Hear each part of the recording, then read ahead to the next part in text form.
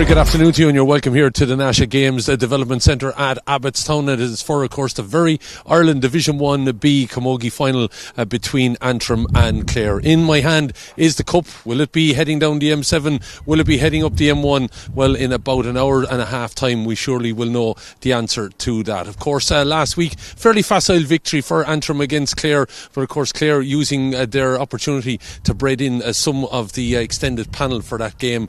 Of course, we've seen with Antrim the re-emergence of Maeve Kelly and Roisin McCormick. Will we see more of them today, or what will be the action? As I said, it's all going to play out on this pitch. It's a fairly blustery, bit of rain in the air as well. That could have a factor on how this game turns out. But all the action to come. Do stay with us here. It's all to follow on the Camogie Association YouTube channel. And you're welcome back to us here, and we're hearing from Clare manager John Carmody. John, blustery there here in Abbottstown, but it's I just see a cup over there. I don't know whether you are sentimental about these things, whether you want to be near it even at this point in time, but I'm sure you'll be hoping you'll be near it in an hour and a half or so. Well, that's it. Look, we're here on merit, and we've come today to try and win the silverware against the talented Antrim team. But look, the breeze will be a factor, but the pitch is in excellent condition. Absolutely wonderful conditions other than the breeze. But look, at the breeze is the same for both. Which team will adapt the best will get out there in the end. John, this is a very talented group, and they have been, from underage, and there's a number of obviously very experienced players. Do you think a piece of silverware would be a good catalyst for this crew and a good marker for them?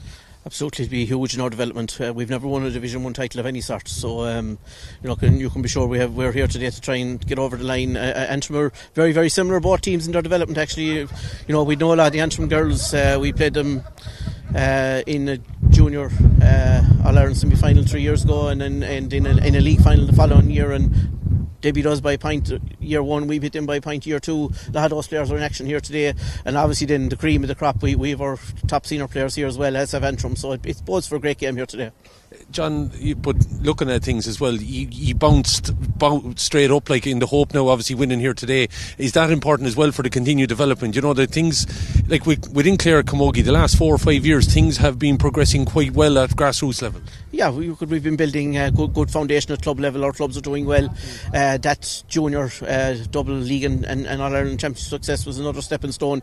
This is a very young team here today. I think there's 10 starters under 23, so that bodes well for our future. Also our seasoned campaigners, girls that have given great service like Clare Hare, Anya O'Loughlin. They don't have silverware at national level, at senior level for Clare, and we'll be hoping to put that right today. Yeah, isn't that amazing when you consider the amount of experience that those girls have had, that it would be something else if they were to achieve it today. Absolutely, there's a hunger there in the dressing room. We want to bring success back to Clare. Huge amount of work has gone in since we got together in early November. So today is a day to test that work and see where we're at, and if we can take the silver and get promotion, it's obviously a huge step in our development. Wish you the best of luck, John. Thank you very much. Well done, John. Martin Coulter, part of the Antrim manager. Martin, national final trophy to be won. That's obviously where Antrim want to be right now. Yeah, that's for sure. As I said before in a few interviews, it probably wasn't what we'd planned at the start of the year with a lot of young girls, but they've all got sufficient game time in the league, and now we're here, we're going to make a fist of it, yeah. And the league, obviously, would it be fair to say went better than you probably expected in some ways? It did, surely. From the first game against Wexford, we're missing a few players, and we managed to get out of jail that day and win by a point, and we sort of snowballed from there. We've got better and better as we've went. A bit like Clare, you have experience, and you've obviously got a number of girls that obviously had the junior All-Ireland experience, everything like that. Has it married well, let's say, over the last number of weeks? Yeah, it's been fantastic. There's some great underage work being done in Antrim. We've very successful minor teams the last 3 or 4 years, and we brought them girls through just necessity, really. We needed a rebuild, and that's what's happened. We're probably throwing them in quicker than we should, but we've no option, and they're finding their feet at it. It's been great from them. But you're here now, and there's a cup to be won. I'm sure you wouldn't like to say to Clare, here, go on, take it. No, this is the big test. I don't think there's much between the two teams, and it's a fantastic surface here. It's going to be a really good game, I think. I wish you the best of luck. Thank you. Thanks, Martin.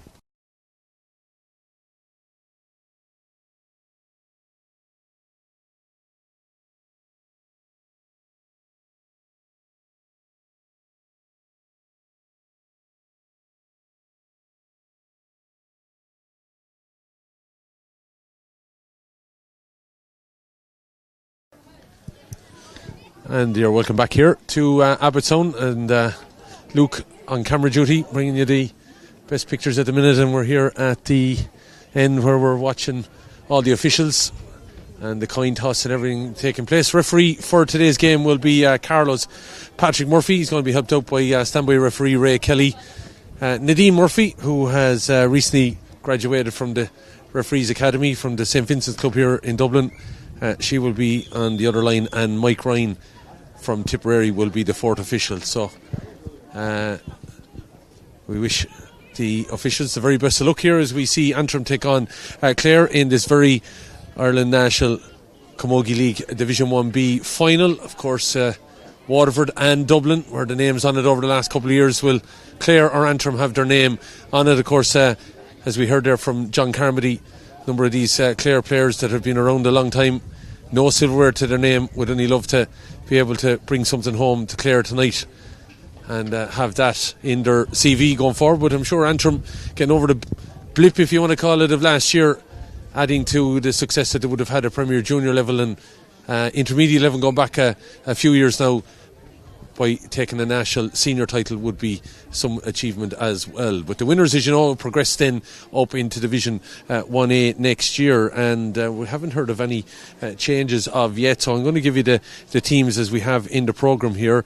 Katrina Graham will be in goal for Antrim, Claire McKillop, Katie Lynn and Caoimhe McNaughton. It's Aaron Coulter, Sarah O'Neill and Shanna Hegarty listed as the half back line, and they've been effectively ever present all of those 7 throughout the league campaign. Amy Boyle, the captain, alongside Nicole McTammany. Then you have a very experienced group now, and names we have seen in recent years for Antrim. Maeve Kelly come back after 3 years of cruciate problems, wearing 10. Roisin McCormick, of course, and we know the ability that she has managing an injury in recent weeks. First game of the inter-county campaign was last week for a few minutes, and then Derbla Cosgrove, of course, who announced herself on the stage when she scored the fastest hat-trick in Croke Park ever, 84 seconds back in 2022 in that Premier Junior final. And then you have Cassie MacArthur, Katie Malloy, and of course Katrine Dobbin needs very little introduction as well, and everything that she has done with both Antrim and Lochiel. In the Clare team then, of course, it's the triplets, the Daly sisters from Scariff Gunlow that are down one side of the defence, all on the right side, but they're, one of the triplets is in goal. Rachel Daly, of course, will line out in goal. It's Susan then at right corner back. Michelle Powell and Cleena Queely are the rest of the full back line. Then it's Linda Daly will be in the right wing back position. Abby Walsh, and of course Claire Hare, former dual star, hasn't maybe played ladies football at county level in a few years, but back now playing Camogie this year, and she will line out at left wing back. Centre field, Niamh Mulqueen and Grace Carmody. Then it's Aoife Anderson, Caoimhe Carmody, and of course the vastly experienced and well led captain, of course she is of this Clare team, Anya O'Loughlin. And then in the full forward line, recent Ashbourne Cup winners, of course you will take all of this line. Caoimhe Cahill, we know the ability that she has. She announced herself as well on a stage a few years ago in Croke Park. Ellen Casey at full forward, and the lady that's really become a focal point for this Clare team and backing up some of the performance she showed at colleges level this year, Zayan Spillane. Watch out for her. 1-5, 1-4, 9 points and 8 points in the 4 of the 5 matches that she played. None of those girls lined out last weekend for Clare, of course, in what was of course a big win for Antrim, but as we said, it'd be a far different scenario here today. Of course, Antrim coming in on the back of the victories over Wexford, 14 points to 2-7, 2-10-7 over Limerick. Westmeath then fell to them by 1-9-9, downward defeated 1-15-12, and of course they had that victory against Clare, 5-12-1-10. Clare coming in on the back of victories over Westmeath, a fairly big win on the first day out, 3-14-4, 2-9-14 against Wexford. Then they had a 2-point victory over Down, 1-10-11. Limerick were defeated by 3-13-110 before, as we said, that result against Antrim last weekend. Clare looking to bounce straight back, having been relegated from 1A last year, but it's been a while since, of course, they claimed a senior title and a bit of silverware. They'd only love to be able to bring it back to the banner this evening. Joining me on commentary is Brian Brophy, and Brian, of course, knowing the Camogie scene so well, for both of these teams, you know, Antrim had a bit of a blip last year. Clare, you could say it was a blip in the sense that they were relegated. You know, for both of these teams, probably trying to re-establish themselves and get back up at the top. Yeah, exactly. That's the whole point. I mean, for them to be getting up is everything today, because then they're playing with all the top teams next year, which you would you would think would help the development of both teams going forward and be great preparation for the championship going forward. Whoever wins this game today will go into it and with a bit of silverware and hopefully a bit of belief. As we pause here for our on the Veen.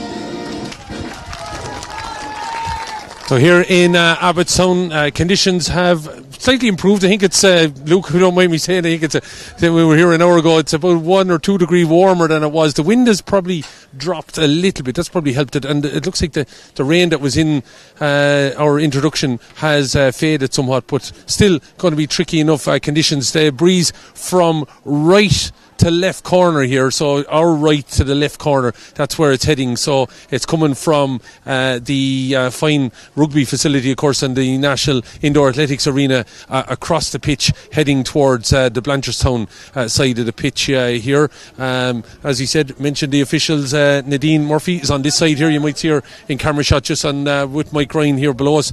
Ray Kelly over on the far side, and the man in the middle is Patrick Murphy. Brian, call it here. Who do you think is going to take this ultimately? Antrim he's going with, and a fairly definite Antrim on that, so it'll be interesting to see if that works out.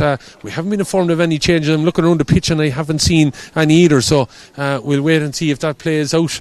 Going to be interesting to see, as we said, McCormack getting her first full run. Maeve Kelly, as we said, been a significant factor, or will that Clare performance and everything that they've done over the league campaign stand to them? But it's Antrim then that are coming straight from the back with Sarah O'Neill, the Craigan player, of course, won an All-Ireland junior title at ladies football a few years ago with Antrim. As Dobbin trying to get in and an opportunity for Malloy and looking to have a shot off the post early on, and is it the opening score of the game here, and it is from Katie Malloy, and the Dunloy player got 2 points in the first game, got 5 in the fourth game against Down. Didn't score the last day, but was, as you said, in position to get that point here, the opening score of the game, and a strong start from Antrim straight away. Sarah O'Neill setting it up, and Malloy applying the finish. McTammany, the vice captain, trying to get this ball forward towards Kelly, but it's cut out there by the number 8 for Clare, Niamh Mulqueen, helping out there now. Abby Walsh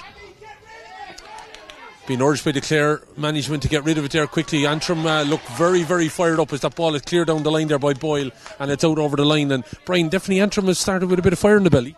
Yes, right from the off, they win the ball straight into Katrina Dobbin, opened the bar, and yeah, they look like they mean business. Fairly early though.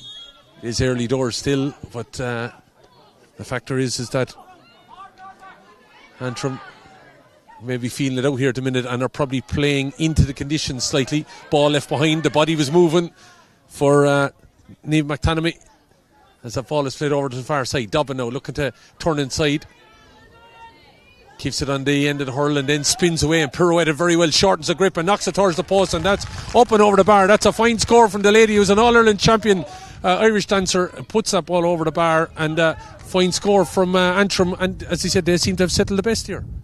Yeah, and early doors, their forwards have separation on the Clare backs.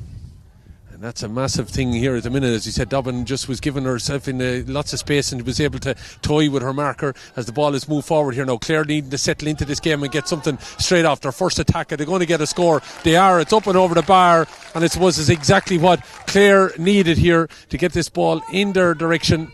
And it's put over the bar by their number 11, Caoimhe Carmody. Kilmaley lady getting their opening score here then, and we're just coming up on 3 minutes of action, so score a minute here. Ball out to the middle where Antrim have taken claim of it, and they're doing quite well on their own puck out in that regard. even though, as we said, they're playing into the elements. That ball looked like it was a bit loose on the pass there, and Coulter, of course, has talked to her dad before the game. Martin, part of the management team here, along with Roisin McCormick's dad, Carol. They're the management team. Of course, Martin was involved with the Derry Camogie side that got to the 2022 intermediate semi-final. Also previous history with Down hurlers, as that ball is played forward here by Cahill, looking to get Ellen Casey or Zion Spillane on the ball. Cahill gets it back, a lovely interchange of player, left it behind though, and it's gone away from Spillane, and it's well read back there by Shanna Hegarty. Hegarty now shortened the grip and popping it up high, goes through the hands there of Roisin McCormick. Roisin, of course, who would have been playing with TUD in the Ashburn Cup, but didn't play a whole lot with Antrim until last week, and Maeve Kelly getting that ball back, but it's blocked off there by Niamh Mulqueen, the Broadford lady, looking to knock it back into the middle, where taken on board now it is by Aoife Anderson from Ruan, getting away from the attentions there of Shanna Hegarty, popping the pass now, asking an awful lot there Spillane to be able to get on this and looking to win the race. Is Caoimhe McNaughton, cushion all player, gets down and stands over it and is quite strong and relieves it down along the wing, still in play, and Ray Kelly keeping an eye on matters there, but it's cleared further by Coulter. Ball down along the wing now, Dobbin looking to spin away, and she does it very, very well as she left it behind her though, gets back and grasp though, Quealy jinking and jiving with her, and she plays a ball inside now. Opportunity here maybe for Antrim to build on this. Lovely ball played inside here by the Cassie MacArthur. Eventually the ball is worked out, shot coming in, but it's gone out to the right and wide. Chance gone a big in there. Lovely bit of build-up play, and that pity we can get the score, Brian. Yeah, very good build-up play and a really bad miss at the end of it from Antrim. But I would be worried for Clare at the back. The Antrim forwards have to step on them. Very, very purposeful at the minute. As I said, a bit between the teeth for Antrim as they keep coming here, looking to take that ball on. There was Caoimhe Cahill, but Antrim, as we said, in their brand new change strip. I think got its first outing against Clare last week, and they're getting the second outing here today. It's been lucky enough, and there's a lovely interchange of play there between MacArthur and Kelly. Maeve Kelly shortening the grip, taking it in down to a difficult angle. It's going to have a shot across the goal. It's gone to the right and wide. Probably just took it, Brian, a couple of metres too far into a more difficult angle. Probably should have shot first time. Yeah, she just made the angle, too bad for herself, and really should have played it across the square. Two wides then for Antrim in quick succession after their two opening scores that came from Katie Malloy and Katrin Dobbin as ball breaks in the middle, and it's Antrim, we're all over it there, and it's McTammany again, and the ball is played in over the top here. Here's a chance now, Dobbin is breaking down, no, it holds barred, she's going to put this in the back of the net, and it's just long ball in, and despite the fact that the wind conditions are against them, they're making hay here. They are, and as I said earlier, the Clare full back line are in trouble from the first ball, and it's no surprise to me. That was coming. It's a long ball that was played in over the top by Nicole McTammany, and the Dunloy player set off the run of Katrin Dobbin, and Dobbin, well, there was no way she was going to pass it. She was coming in at the angle there. That ball was going to end up in one place, and it did, back of the net. And time is just right on 6 minutes now, and that's how quick we've had nearly a score a minute here. As ball played in there, but gone to the right and wide. So Clare, you would actually think they don't have the wind away. They're just struggling to get ball to hand at the minute. Antrim definitely the far livelier out there as that ball breaks around the middle now, needing to get something. Interchange of passing is not sticking to hand at the minute, and Antrim making the most of it now, bursting forward on this strong run again from Boyle, looking to play it in and try and find Dobbin, but it's Powell that's there, is it? No, in fact it was cornerback Susan Daly, one of the triplets, as you said, playing. The Dailies from Scariff have gone low, and of course their younger sister Jennifer on the panel as well. As that ball kicked away, but it's going to be taken on there by the vice captain again, Nicole, looking inside now, looking for Kelly, batted down by Clare here, and Clare is quite strong. Take a lot now to knock Clare, a well-experienced player, of course, at inter-county level.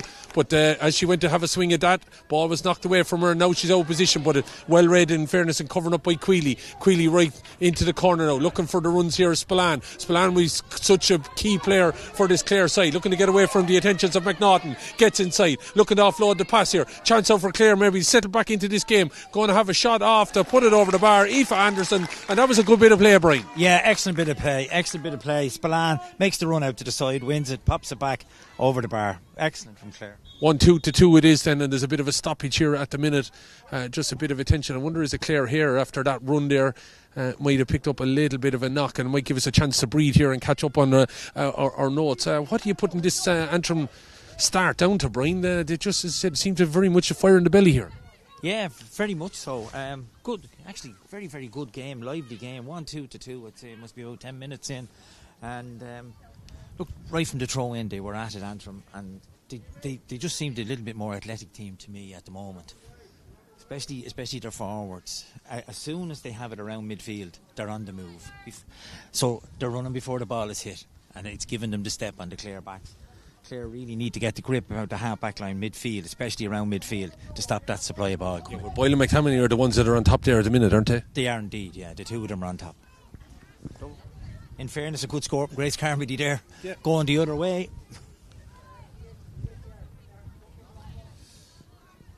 Still got the hold up here and just bringing ourselves up to date here. So Dobbin already with a goal and a point to her name. Katie Malloy in there on the score as well. And that's the 1-2 that we have here. And all that coming early doors here for Antrim. And it's won again in the middle of the field. With a bit of a slap off after the hurling. Roisin McCormick wasn't happy with the way it was left in there by Niamh Mulqueen, but Clare getting a bit tighter back there, but surrounded at the minute. As that ball played away, it looked like a throw, but Patrick Murphy happy to let the play go on. Cara McCormick down here below us, Antrim are down to our right hand side, Clare bench to our left, and eventually Clare get that ball moving with Mulqueen looking to find Spillane, but it's a little bit more too much purpose on it, and again it's just belying the situation where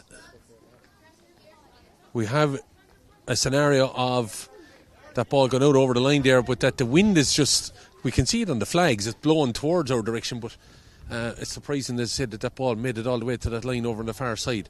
It's coming diagonally across from the Sport Ireland campus above, of course, where houses the rugby and show jumping and the athletics arena.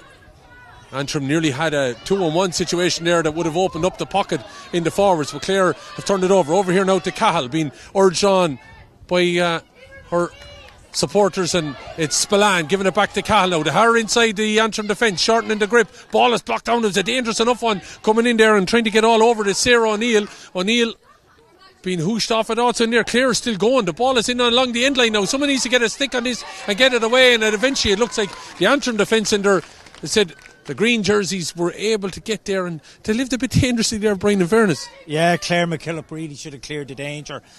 You know, took too long on it. Fooster and went across the goal. It could have been an equalising score for Clare. And a loose ball out from the defence now, and this is then O'Neill. Eventually, that sees McAtamney get that ball forward, but it's gone out over the line on the far side. So after our burst of scores, it's settled a bit, and maybe now we're just having a bit of a tit for tat ever since we had that stoppage in play. Sometimes that's what can happen. It can impact the form or run of scenarios here, but we are here in Abbottstown for the Very Ireland Division 1B final. Ray Kelly pointing in the direction of the city. Dublin City off to our right hand side in the M50, and then whatever messing went on there. They definitely were too close, and eventually Patrick Murphy, the Carlow official, saying it's going to be a free for Clare. It's the Very Ireland Division 1B final. Of course, a plethora of final round games on in Division 1A. We'll try and bring you up to date on those. If you're keeping an eye on Camogie action today, you're really boosted by the fact that it's a pity they're on probably at the same time, but Cork and Galway are on as well. If you want to follow that stream, we're covering the action. Owen and Paul down in Super Value Park Equive. We're here in Abbottstown in the National Games Development Centre for this Very Ireland Division 1B final.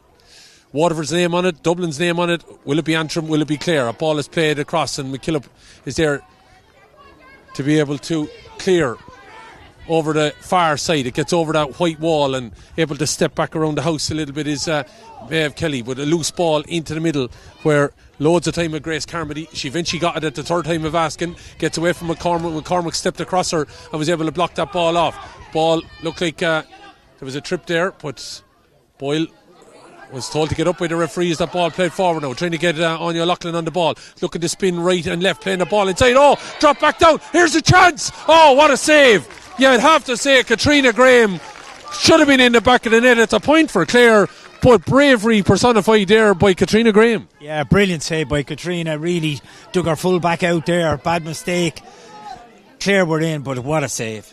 Absolutely, a point blank range, no doubt about it. Ball is over the bar from Ellen Casey, and great ball by Anya Loughlin to spot her, and then but Katrina Graham out like a light, smothered that, and it bounced up off her hip and over the bar.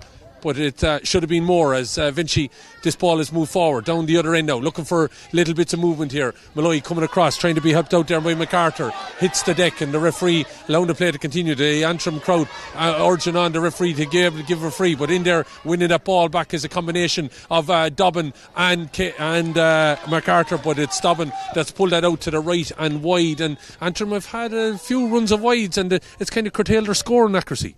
Yeah, last this thing is 3 in a row since they had the goal, and can't be missing them in the final. So Chan's gone a begging there, and as he said, that latest score from Ellen Casey down as a point. And of course, with 14 minutes gone here, we have to mention it as a save as well, as that ball breaks in the middle. Katrina Graham, absolute bravery personified, coming out and getting all over that. Could have hurt herself, but stopped a goal being conceded. It remains 1-2 to 3 then. Ball knocking long, and Spillane trying to get in there. Also in there, Ellen Casey. But ball looked like a bit of a push there by Caoimhe McNaughton in on the player, but Anya O'Loughlin has won that ball, and it's going to be a free in. And Clare just now starting to get a bit more to grips. It seems since that stoppage in play, it kind of helped Clare, I think, get a bit of wind, I'd say. Yeah, I think it just probably stopped the flow of the game, which has really gone against Antrim. But I think Antrim are just over-elaborating at the moment around the midfield. They have the beatings of the Clare backline, in my opinion, if they get the ball in, but I think they're overdoing it. But now Spillane sticks this over, we're back to a point game. Cyan Spillane has headed that towards the post, and they're gone for the flag, and she puts her first score over the bar. She's become such a key lady on the frees this year. 8 points the last day in the fourth game. That was against Limerick. 3 of them for frees. 8 points. 9 points against Down. She got 1-4 against Wexford, and she scored 1-5 against Westmeath. She's on the scoreboard here then today at 1-2 to 4 as the ball is knocked long. Looking for Dobbin now. Dobbin has the beatings, I have to say, if she can get in her own Susan Daly. Playing a lovely ball inside here now. Shot for Antrim. Back of the net. And there you have it. They're just giving too much room to Katrin Dobbin, and all you have to do is run off her shoulder. Katie Malloy gets that. Ball is in the top corner of the net. They'll do it all day if it's pumped in right. Yeah, as I just said, if they go direct and get the ball in, they have the beatings in them in the full back line. And that's what they did that time. Straight. Stopping the over-elaboration, as Brian said, and look what happened. Ball is in the back of the net, a fine goal from her. Now Clare coming down the far end. It's a long ball inside by McQueen, dropping it in, but it was a ball really to nothing, and it's gone out to the right and wide. Are Clare thinking about making substitutions here? Something's going to have to be done to stop Katrin Dobbin. She's the one that is, you'd have to say, she's making the inside line tick at the minute, Brian. It's all about her movement. Yeah, her movement. She's out in front, turns, and then she beats the player, and everything opens up from there. Ball out to the middle, taken then by her centre back Cargan, I should say, Sarah O'Neill. But it's been turned over, and it's going to be delivered back by Clare over towards Spillane. Spillane now and Caoimhe McNaughton are having a right battle. Spillane has got inside her, having a shot. I think it's gone to the right and wide, and it is. McNaughton and Spillane is as entertaining now as Daly and Dobbin at the other end. And at the minute, it seems to be the forwards that are winning out here. Brian, if you were management, are you thinking of switches? I certainly would be. I'd be making changes in the Clare full back line, and I'd certainly be man-marking Katrina Dobbin, without a doubt. And in the Clare and in the Antrim full back line, Spillane is getting separation and getting the ball. That was a bad miss, and I'd be looking at that from the Antrim point of view. Okay, you heard it there now as charging on to this Caoimhe Cahill now. Now she's got inside, she's 1-on-1. Will she finish it? Ball is off the post, can it be knocked in? Oh, player was taken out, but the ball has ended up in the back of the net, and it looks like at the minute, Brian, this could be a bit of a shootout. You score 5, we score 6.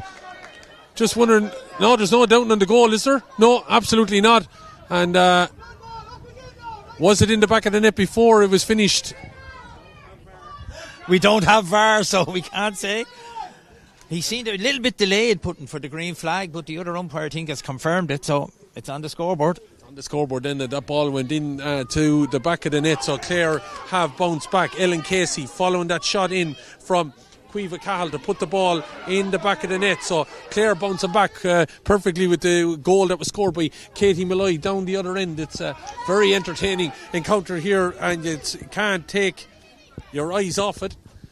2-2 to 1-4. Chance out for Clare here again. Interchange of passes, trying to set O'Loughlin on the way there. Was, of course, the goal scorer in Ellen Casey.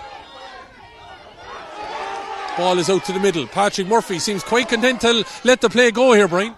He is indeed, yeah. I mean, just a couple of times Roisin McCormick's ended up on our backside and no free. This ball is around the middle. At the minute now, this is the first real scrum that we've seen, and eventually he decides he's going to throw the ball in.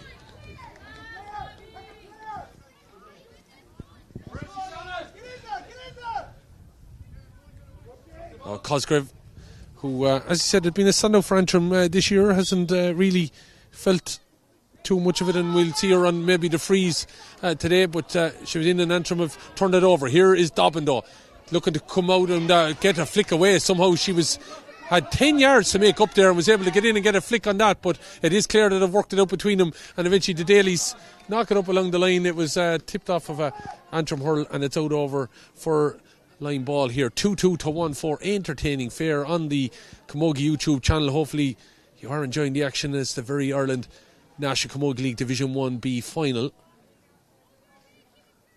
Winner goes to Division 1A next year. Antrim looking to make up for the scenario of last year, who didn't go to plan really, and they found themselves in a situation out of senior Camogie action to a championship. So they'll be, if they win here, they're definitely going to be in line for straight open championship and win that intermediate title as the ball is played in over the top. If they can keep McCormick and Dobbin and Kelly match fit again, that'll be hugely important, as Antrim have won that ball back somehow. Malloy is here again. She's looking to spin on it to her left hand side and tap that ball out to the left and wide it goes. So, and again, as Brian has said, some over elaboration, and maybe shots should have been taken first time. Yeah, should have scored though. Should have scored. 1 point game. Yeah, 1 point game it still is, and it's quite tight here as the subs can keep coming out. I think it's 3 at a time here. Have to have their bibs on as they go down along the line. Brian keeping an eye on maybe some of the tactical play that's going on as Clare try to get the grips, as he said, bouncing back from concession of goals. They got the goal themselves. Cueva Cahill's ball that we reckon came back off the post and eventually was bundled over the line by their full forward Katie Malloy. Katie Malloy is a goal and a point to her name, as does the other full forward in Ellen Casey. Ellen with a fine goal as the ball is played in. Is this the leveller? Is dropping in, and it's gone out to the left and wide. A shot of speculation, but they did have the win that time, but it's another wide. Yeah, Clare have dropped the player back. So he's spotting in an effort, I suppose, to stop that long ball getting into that inside line. And it's as he said, they'd be very conscious here, Brian, though, that they would have had the wind on their back somewhat. It would have been, if favouring anyone here, it's Clare, and they find themselves 1 point down here. Yeah, they do, but I think they're probably doing it to stop the goal threat, and get themselves in the game, which they have now. There's only a point in it. So I'd say they'll give it another 5 minutes and see how it works out. Maeve Kelly going down on that ball. Looked like it came off of a Clare hurl. Niamh Mulqueen was fighting with Niamh Murphy that she was going to get that ball, but it's going to be a sideline cut for the saffron and yellow.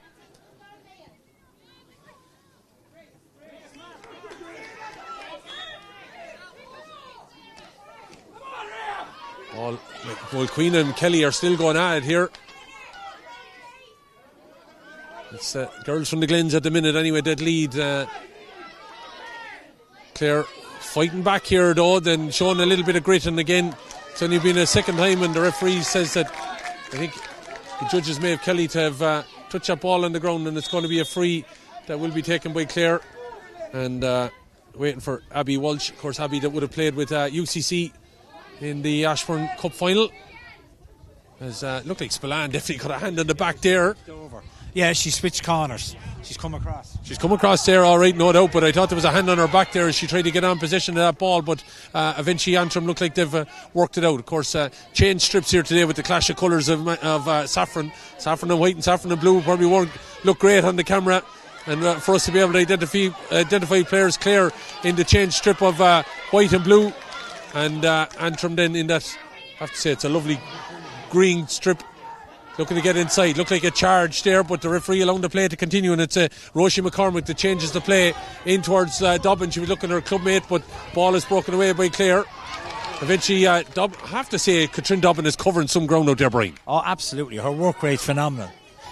Ball is played in, and eventually foul is committed, and it's going to be a free. I imagine it's Cosgrove first opportunity place ball for Antrim. Will it be her that will step across to this? But you'd have to say that free, the result of that free, has all come from the work of Katrin Dobbin. Absolutely. Brilliant work from Katrina Dobbin. I mean, coming out in corner forward to nip that ball away and get the turnover. And I think it's the first free for Antrim. Yeah, it is the first free in Antrim. And as you said, it's the first time we might get to see then Dervla Cosgrove take on a shot at the post. 3 points, 1:45 the last day, 4 from frees the previous. She got a goal, and in her first game against Wexford got 7 points, 3 from frees. The lady, of course, has scored the fastest hat-trick in Croke Park, 84 seconds from the 2022 Premier Junior Final.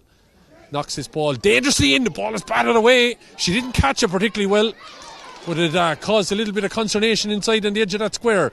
Antrim have turned it around now. Looking to spin inside. Malloy looking to pop the ball back, and it's a chance for MacArthur. MacArthur looking to pop it in again. Got a shout from Dervla Cosgrove, who's come in all the way from taking that free outside the 45. Maeve Kelly is outside the block here as well, if it was to come out, but it's Clare that have dug it out there with Powell, eventually able to get it out, and you'd have to credit the Clare defence there, Brian. Yeah, great defending by Clare. They just wouldn't let Antrim get the shot off. Ball is out around the middle, and eventually it works away from Sarah O'Neill, and it's taken on here. Antrim being urged on, but a little bit of pep in their step, as he said that it was in the opening 5 minutes, just has been arrested a little bit. But here we go now, chance maybe to get inside. Cassie MacArthur shortening the grip, going for her own score, puts it over the bar. She's been threatening at it, she finally got her chance. Katrin Dobbin is down after getting a little bit of a knock off the ball there, and physio has been ushered in, but a good score by Cassie McCormick, and it's actually a score maybe that Antrim needed. Yeah, they did. Well picked out by Roisin McCormick, but she went up, caught it, turned. Absolutely brilliant score.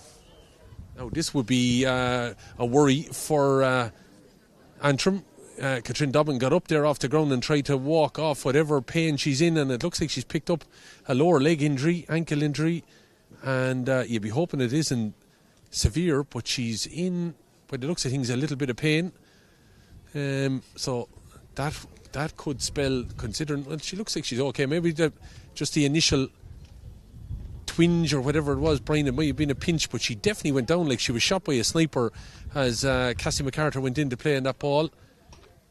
But I don't think she's going to be able to continue by the looks of things here, and that would be, you would feel, a little bit detrimental to Antrim's chances here. Her form has been hot in the opening 20 odd minutes here. Absolutely. I mean, up to now she's been the best player on the park in my opinion, and if she comes off, it's a massive blow for Antrim. She's gonna hang on here. She's working it off, and as you said, maybe it was just a pinch and she just needs to get a run on it, and be interested to see. We have a few minutes to half time. They'll probably assess it then, but she's back up and moving here, but fairly gingerly now considering what she was. And it just seems to have been something off the ball that she was running into, maybe support MacArthur there. But anyway, down the other end, Spillane has got inside. The battle has said that she's having with Caoimhe McNaughton. She jinked left, right, left. She's back out on the left side, and eventually it's worked out here to O'Loughlin. She's probably a player Clare haven't seen enough of, you feel, in this game. No, she hasn't been influential at all, and neither has Roisin McCormick. Doesn't look right to me on the Antrim side, but obviously they don't want to be out there without her. Clare are going to make a substitution before half time. It looks like their number 17 is going to come in. It's Jennifer Daly. Jennifer then will join her sisters, and she's coming in for Michelle Powell. But Jennifer, can't expect to see Jennifer in the full back line, so there's going to be a jostling back of positions here, Brian, by the looks of it. But Michelle Powell has been taken off. Jennifer Daly has a bit of a streak of form as well. She's prone to a couple of points a game. The younger sister, of course, of the Daly triplets. So all the 4 Dalys on the pitch for Clare. That is a fantastic family achievement, isn't it, Brian, in the national final? It is, absolutely. I mean, to have that many of the one family on the pitch, but it isn't uncommon maybe down the country with teams. You'd see it at club level an awful lot, but at county level not so much so.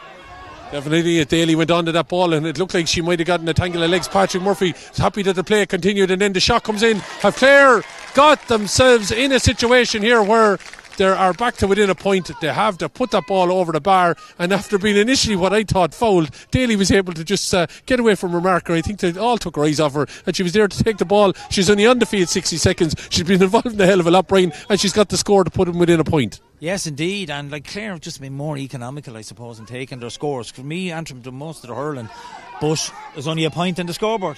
Only a point on the scoreboard, and already that change has worked for Clare. Then, as we said, with Daly getting that point, 2-3 to 1-5 it is then, with 28 minutes and a half minutes gone on the coverage here. Whatever will be played. There was a stoppage, of course, for an injury to Clare here, so we'll probably be looking at a minute minimum anyways. Digging out was Clare McKillop, the Lockheed player, looking for her clubmate down the other end, but it's Malloy that elects to go for this. It looks like Katrin Dobbin has been told to stay in around the edge of the square until the end of this game anyway, but that ball has been battled and turned over by Clare now as they look to beat it out here and maybe get level before the half time break. Boyle back though, playing the captain's part, reading that space very, very well, got into a bit of a battle, and then the referee says ball was played away illegally.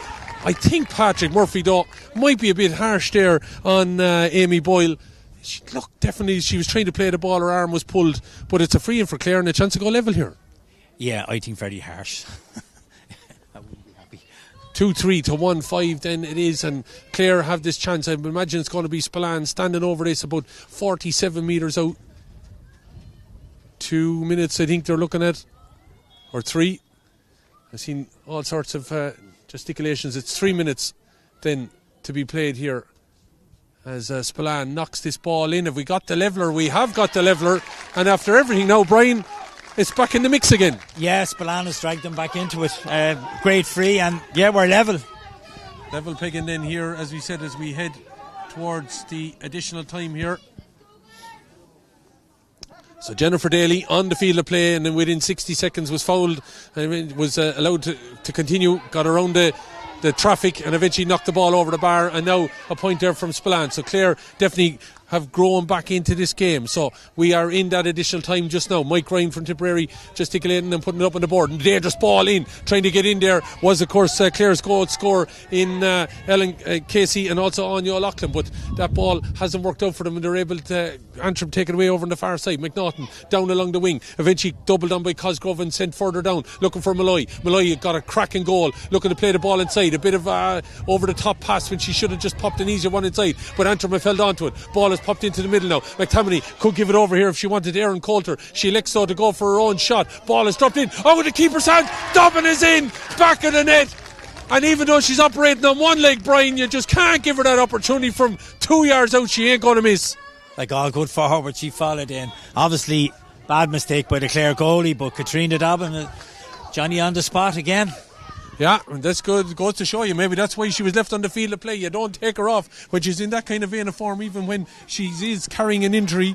It was going to be a situation that if the ball went in around the house, Katrin Dobbin was going to be there, and that's now opened up the gap again. 3-3 to 1-6. Clare have to climb that mountain again, and as we said, they're going to have the conditions against them a little bit in the second half. Ball is knocked long, looking around the house again. Malloy is doing what Dobbin was doing literally 10 minutes ago. Dobbin's in behind now, she was able to get there, but it's well cut off by Daly. Opportunity to come out, and she looked like she got a right nook there across the knuckles by one of the Antrim players, and I'd say, are we going to see our first card, or it's Stern talking to anyway?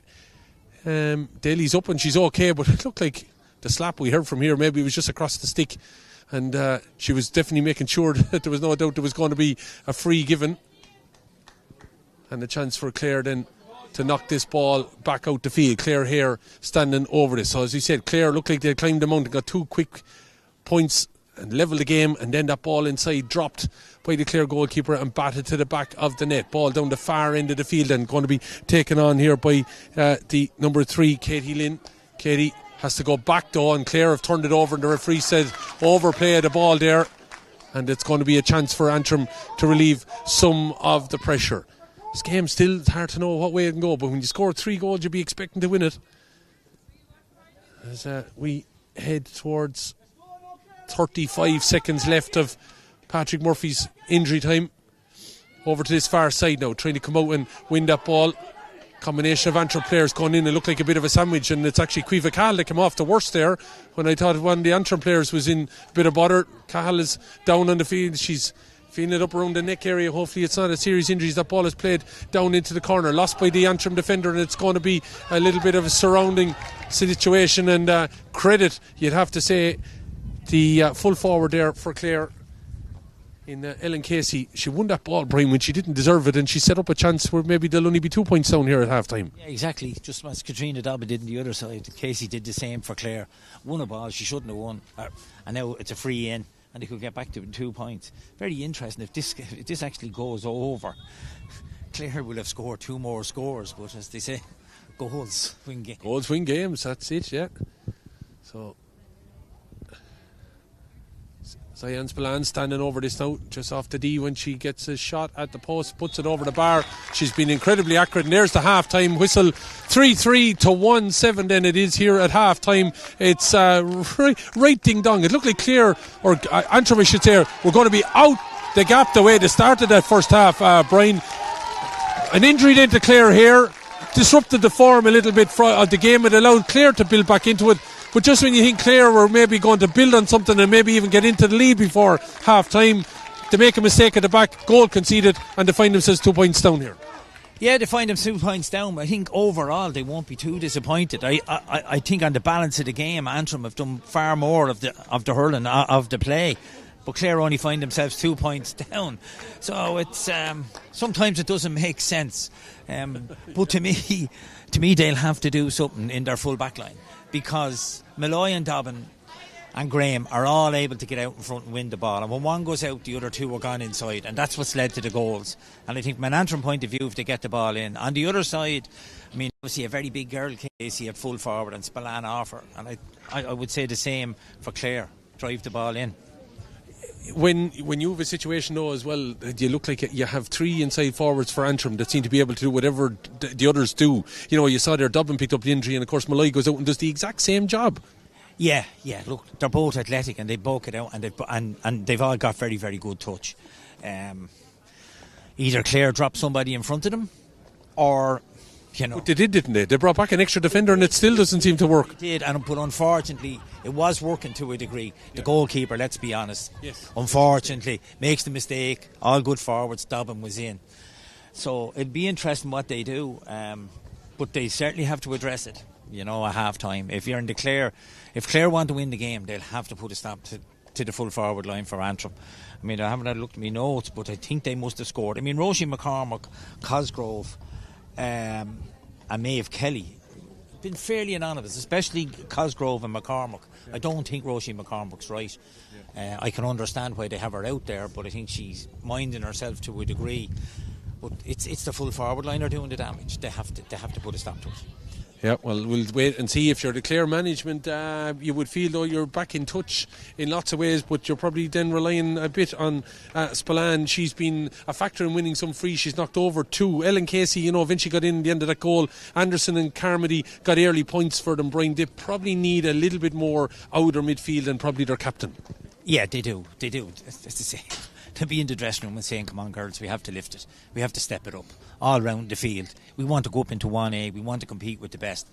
You know, now is the time to do it. Well, now we'll see. They've made the change, as we said. They made a positional change, but they still have found themselves conceding 3 goals. You would feel if Clare are going to win it, they probably are going to have to find the back of the onion sack another opportunity in this second half. But it's been a right entertaining game. Haven't been able to take your eyes off it. We're going to take a break here, just readjust, and we'll bring you the scores from Division 1A as well, where of course Tip beating Waterford, Cork beat Galway. That'll be the league final. It'll be Cork and Tip.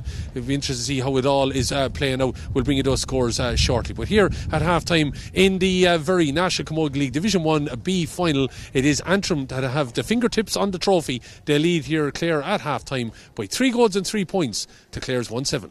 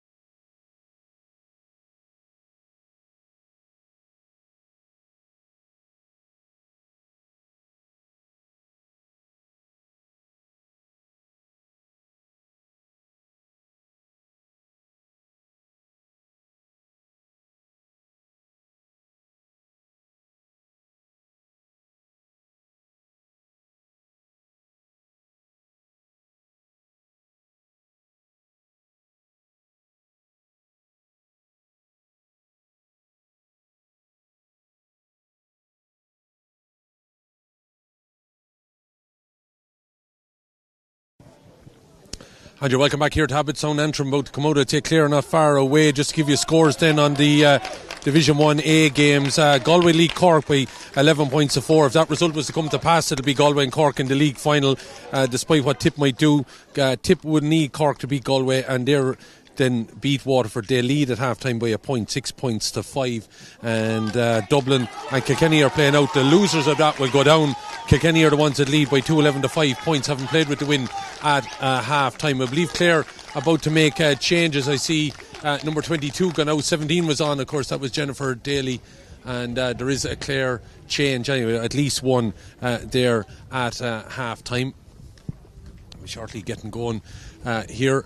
And just before we do, I want to pay a tribute to a man that passed away during the week, a big Camogie man, well known in Naas, but also in the area of Scariff down in County Clare, due to his wife's family connections and everything. And I want to pay special mention to Brendan Kenny, who sadly was taken from us during the week. Big Camogie man and army man initially, but Naas Camogie and obviously the Camogie Association, that more of a loss that man has been called to his eternal reward. So Arieshte Gorev Anam.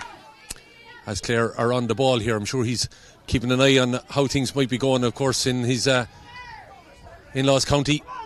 Keeping an eye on the action here today. As we said, the wind has picked up, I think, a little bit, but the atmosphere has kind of dried out a little bit, so that chance is gone. As you said, Clare making the changes, but Malloy looking to keep things going as they were in that first half there for Antrim. 3-3 to 1-7. Ball is breaking around into a little bit of a scrum, and then eventually Clare come out and try to change that up, but winning it over on the far side. Kelly playing the ball across, but it's Clare that have cut it out. As we said, Antrim leading with those goals, 2 from Katrine Dobbin, who had a fine first half performance. She's back out on the field of play. I'm sure whatever work was done in 15 minutes was done by the physio inside to ensure she was back out here. Even when she was, as you said, on one foot, she was able to get the ball to the back of the net after the mistake by Rachel Daly in the Clare goal. As I said, we're back up and running. So as we said, if Galway beat Cork, they'll be meeting in the league final. That, of course, will be a double header in Thurles. That'll be covered on RTE television. The Division 2A final and the Division 1A final. But we're worrying about the 1B final that's here today. And it's Antrim. As he said, if they win, we'll take, if the results bear out the way they are, Dublin's place. So a bit of yo-yoing going on. But at the minute, Antrim look like they're allowing to continue. The Antrim crowd not overly happy with the officiating here at the minute, and there's definitely been a case of play being allowed to continue. Clare have it would seem an extra player again back here as they try to maybe get a foothold again. Brian, is it? Yeah, Clare again have gone with the +1 at the back in the start of the second half, and they made a few and they made a few changes there at half time. Sinead O'Keefe has come in for Clean and Queely, as we were talking about. We thought to be changes in their full back line. And there's one, and they seem to be going with the +1 at the moment.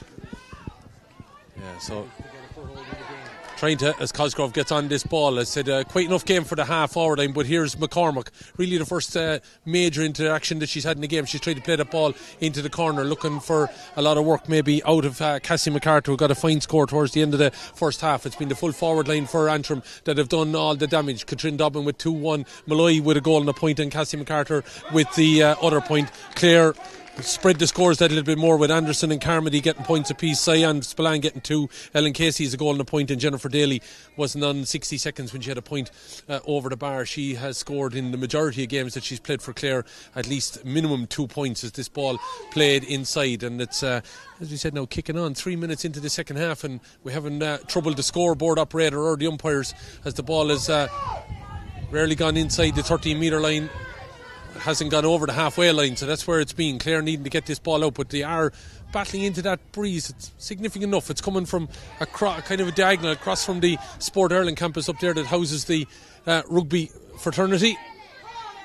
Over here at Abbottstown, heading towards the Blanchardstown end of the ground here as this ball is played in. That's the first real shot in anger, and it's gone out over the line and wide. A real aimless kind of effort there, Brian, after all of that possession, as this ball is knocked out here. Number 22, that's in, Mary Hanrahan, is on this ball now, knocking a nice ball down along the wing, but probably asking a little bit too much of Aoife Anderson. Eventually it's played back by Clare McKillop, trying to find Dervla Cosgrove, and Cosgrove all over, giving it back to her captain Amy Boyle, the Lochiel player, looking to play a ball across the field of play. Of course, Amy, one of those players, of course, that was given as an opportunity, comes inside now. Here's MacArthur, being straightened up a little bit. She's going to flick it up with her left hand side. She fires it over the bar, and you'd have to credit young Cassie MacArthur. It looked like she might have overrun it, then it kind of looked like she got a little nudge in the back. It straightened her up and she put it over the bar. Yeah, she did well. It slipped by the Clare back and over the bar. Good score then from Antrim, and it's a loose puck out. Cosgrove going to return it with a bit of purpose. Oh, dangerous ball inside. Here comes Control, looking to get the ball. Oh, it could have taken it with her, MacArthur. She's still on it though. Ball is taken away. Clare here trying to get in there and disrupt matters.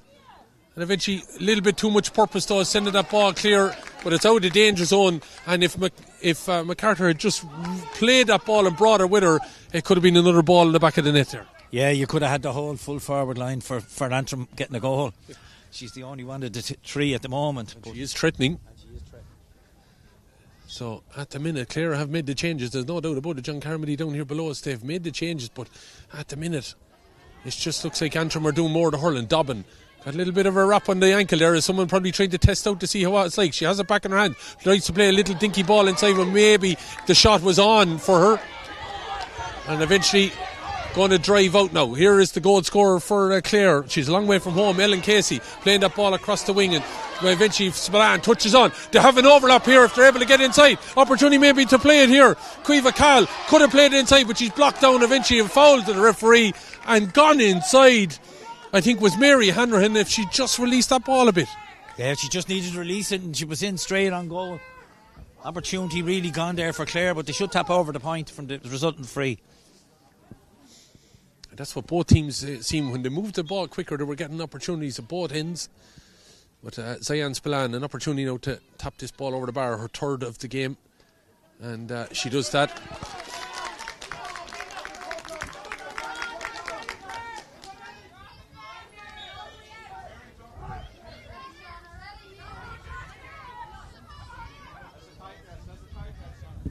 (3-4 to 1-8) then.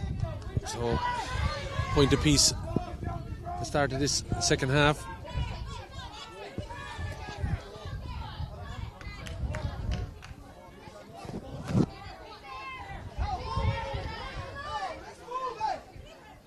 Clare defence maybe we'll say getting to grips with the full forward line for Antrim as they look to play this ball out, going through the lines here now at the minute. Cueva Carmody being urged on, has a free to her name if she wishes, and eventually putting it down. Opportunity maybe to run, and just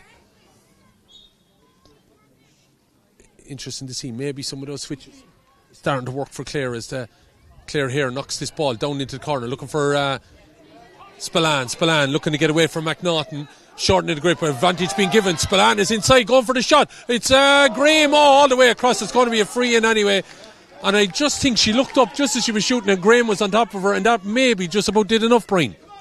Yeah, just did enough maybe to take her eye off it, but I think again chance should have been taken. Yeah, chance should have been taken, I think, and Antrim really have to get the grips with her. So Zayan Spillane is the one that's causing the problems as number 22 is getting ready for Antrim. Of course, that is Lucia McNaughton, well versed and experienced player for Antrim. As Zayan Spillane, has she got two on the bounce? She has.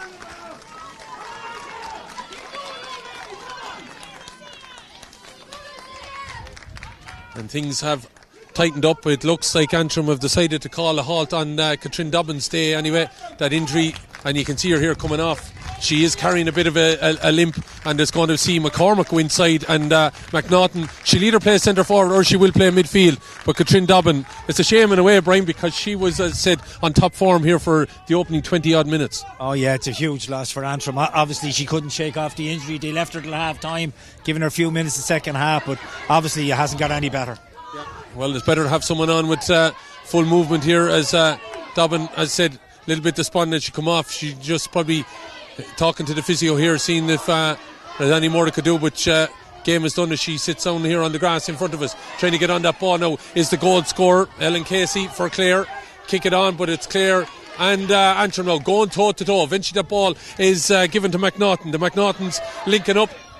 Not sure they're related. One is Cushendall, one is Lochiel. Is Vinci. It's down here towards Cosgrove. Great hook on her there. She went to have a shot off and she's lost the ball. And Clare coming out with the back. The Clare crowd now trying to lift their troops. 3-4 to 1-9. It's anyone's game here still, and it's a right entertaining fair. Ball is played over the far side now. It's sent on here by Carmody. Inside it goes, but it's Antrim that are there, and it's going to be eventually Caoimhe McNaughton that's going to get that ball. I thought she was going to clear it, but it's well blocked down, and a girl that's having a big game is Ellen Casey with the shot. Ball is dropped in, but Graham leaves it. I thought she had left it behind her. Comes out. That's a right ball and clearance, and let's see what Antrim are able to do with it. Turner looking straight down the field in on top of this dynamic full forward line. It's now -1 with Katrin Dobbin as Maeve Kelly tries to hold up the halt of the Clare defence, and Mulqueen and Kelly have gone to battle on a couple of occasions here. Brian, Mulqueen has won that one. Yeah, she won that one. Great catch, and burst out and was fouled, and it's free out.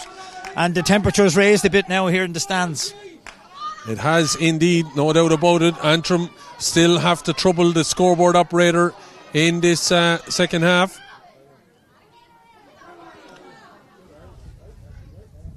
As matters see the ball played inside. Opportunity for Cahill as she narrowed it and she's levelled it up. And all of a sudden, they're just finding that little bit of movement down there, causing, the problems that maybe Clare had at the other end in that end of the field, Brian, in the first half, starting to come to bear now for Antrim in the second. Yeah, they seem to have found a yard or two all over the park. Whatever was said at half time, they obviously were told they need to step it up, and they have. There's no question. No question about it. Some of these players, as we said, the full forward line for them, and it's Caoimhe Cahill that's got that latest score. They would have been players, of course, that were a part of that UL Ashbourne Cup victory. So with 40 minutes gone, this is all to play for now here. 3-4 to 1-10. Lovely bit of play by McCormack. Played the ball out. Malloy was falling over just as it came to her, and it's a little bit unlucky because McCormack had no opportunity to be able to reverse that ball as Clare were looking to come out. Referee says that's a foul, and it's going to be a clearance here, and I don't think there'll be any Christmas cards heading from Antrim to Patrick Murphy at this stage. No, the least I say the better. I think a few harsh frees gone against Antrim. Ball is knocked long. It's 3-4 then to 1-10, and it's taken on board here by Claire McKillop. Into the middle, it is taken on now. Nicole McCanamy looking to relieve this ball down along the wing there. Aaron Coulter, ball is inside. They'll need McCormack now to be able to step up, but of course Roisin hasn't played a whole lot of ball in the last number of weeks. Only got to play about 20 minutes last week against Clare when they had that fairly big win, but of course there was none of these girls that are playing here today played last week. This game could go either way, but Zion Spillane dealt with there by a combination of Clare players, including McKillop, who knocks his ball long, but it's a Clare player coming across. Eventually left behind. McCanamy wasn't able to get onto that ball because she lost her hurl. It's driving forward with it now. Aoife Anderson, you'd feel, Brian, the next 5 minutes could be vital here. Caoimhe Cahill, we haven't seen a whole lot of her. She's starting to grow into this game now a little bit, getting a bit of space, jinking and jiving. Back it goes. Spillane with her, looking to spin inside. Loose hand pass. The referee says if it's a throw ball, going to be a free out. And I still feel, though, the next 5 could be vital here. Yeah, it could be vital because Clare have obviously come back into the game. They've levelled it up and actually looked a little bit more likely at the moment.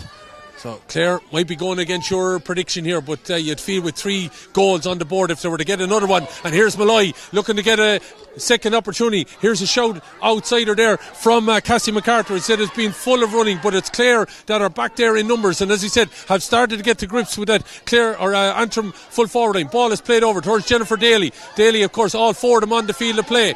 Ball is inside now. Aoife Anderson, loads of room, looking to pop a pass down here towards the direction of Carmody. Got that last score, but it's Antrim are there again in numbers. It seems like a bit of a tennis match. They're overloading at one end, we're overloading at the other, and one is cancelled out the other at the minute. Forward struggling to get maybe a little bit of possession. It's backs winning out at the minute as the ball is knocked in the direction, but it's cut out there by Daly. 1 of 4, as I said, Jennifer the youngest. The triplets, as we said, playing along the right line of defence, and Rachel in goal. Ball is knocked long. Here is an opportunity across the field then for Mary Hanrahan. Hanrahan to come on at half time. Had an opportunity early doors when she could have got in for goal when she wasn't found, but the Antrim players all over, including the captain Boyle. Ball is on the ground. Shanna Hegarty trying to get in there and win it. Eventually Antrim look like they're going to be able to come out with it here. Who will be playing Division 1A Camogie next year? Will it be Antrim? Will it be Clare, who will be bouncing straight back up if they can? 3-4 to 110. Few of these Clare girls have never won an All-Ireland title at senior level. Neither, of course, I'm sure some of the Antrim girls as well. They'd love to add it into their repertoire. They have obviously won medals at other auspices of the Camogie Association, whether it was at club or county, but never at national level. As the ball played across the field here, at national senior level I should say, as the ball is played across, eventually after all of that, up and back, it was like, as we said, we were at Wimbledon watching it, Brian, up and down the field here. Eventually we have an opportunity to draw breath. 3-4-1-10, Clare getting ready to make another change, and they haven't been afraid to make the changes. No, and the change dropping the player back has obviously worked for them. The supply of ball going in has dried up, and they've been able to turn it over and break at Antrim on the other side of it. So I'd say tactically the changes for Clare have worked. They've decided to take off Ellen Casey here. She's been withdrawn, and Aisling Cooney is about to come in. Cooney, in any game she's played of recent note, she's been able to get the odd score, but you'd have to credit Ellen Casey. She gave everything, emptied the tank, Brian, out there, and I suppose with 15 minutes to go, can't probably do a whole lot more. No, she was a great focal point for Clare. I mean, inside there, big, strong, tall girl, and she caused trouble. And now, obviously, the management gone for fresher legs. Try see at home. Yeah, she's not overly happy, as you can imagine, but I think they feel that they just need a little bit of leg, and she's done everything out there as Clare try to get onto this ball. Nerves now, maybe, Brian, will be a big factor also, as both these teams try, as we said, their best. McCormack and Kelly work it out. Is McCormack going to get her first score this league campaign? Dropping it in. Class is permanent, Brian. Class is permanent. Her first shot at goal in the match, straight over the bar. She's been on the periphery, but really Antrim need her to stand up now with Katrina Dobbin off the field. Yeah, so ball is cleared out though, but she's put them back in front as Clare looking to get forward. A bit of a loose one there from Daly. Eventually it's cut out. She was just trying to play a short ball down along the wing. It's Cosgrove looking to play this ball into the corner, looking for MacArthur, but it's gone over her head and out over the line. Maybe wasn't the right ball at that moment in time. Working through the lines, and Clare don't take any time in holding on to it there. Rachel Daly getting it out to Clare here. Here pops it into the middle, driving on to this now. Eve Anderson is someone that's really come into this game, Brian. Yeah, she seems to be standing on her own. Nobody from Antrim seems to be picking her up. And she drops that ball in. It's a wide ball, but she definitely is one that you just feel in the last has been an outlet ball on several occasions for Clare in the last few minutes. Yeah. She's the one from the half-forward line. It's just dropping into midfield, taking it, turning and going with it. But nobody seems to be picking her up on the Antrim side. Bit of a stoppage now again, another injury, and hopefully not another injury blow for Antrim here, but that last score then, as we said, the first opportunity, maybe clear cut one that Roisin had coming from play with 47 minutes gone here now. It's still very much in the mix, and these Division 1B finals in recent years have been fairly entertaining fair, and see how ultimately it's all going to play out.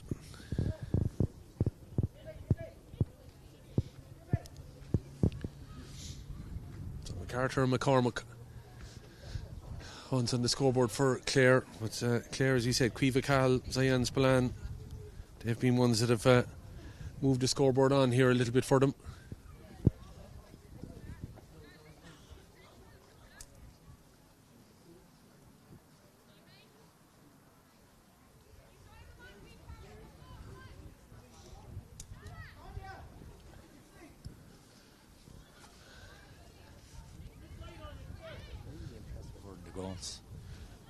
Katrina Graham, Brian had mentioned here about Katrina Graham, how impressive she'd been in some of her puck-out distributions, but I think Katrina has always had that.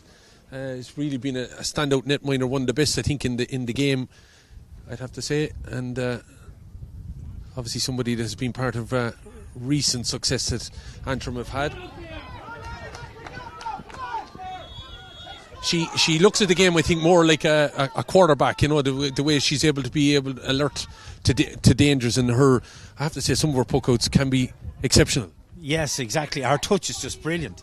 And I mean, the save she made in the first half was just absolutely, for such a girl who's not big in stature, but bravery, by God, has she got. But I just think she's been excellent today. Be one of those players I would imagine that will be in for our player of the match as this ball is played in. And Antrim are being hassle and harried now a little bit more. I think there's a little bit of a drizzle starting to mist starting to fall. That could have a key factor here, Brian, but you'd have to say the Clare defence as that ball given away. Malloy, and you'd have to say a good recovery from the Clare defence there. That could have spelled curtains as opportunity now to come from the back with Clare here. Eventually draws the foul, and so using some of her experience there, Clare here, as this ball is knocked long in over the top. Dangerous ball, well taken. O'Loughlin looking to pop the pass. Carmody 13 out, shot.